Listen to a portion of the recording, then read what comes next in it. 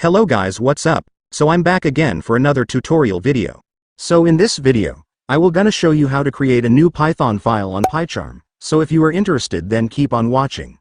But before all that, if you are new to my channel, consider to like and subscribe for more videos like this, and also, you can comment down below if you have something that you want me to make a tutorial about.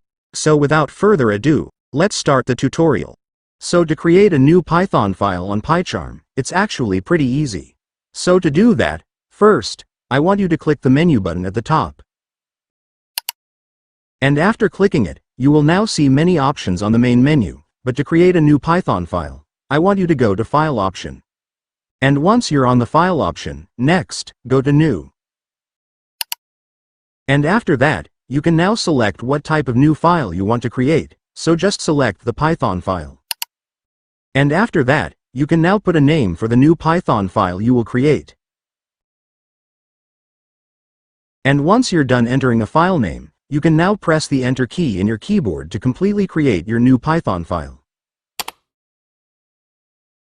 And after that, it's done. Congratulations, your new Python file will now be created, so you can now start coding.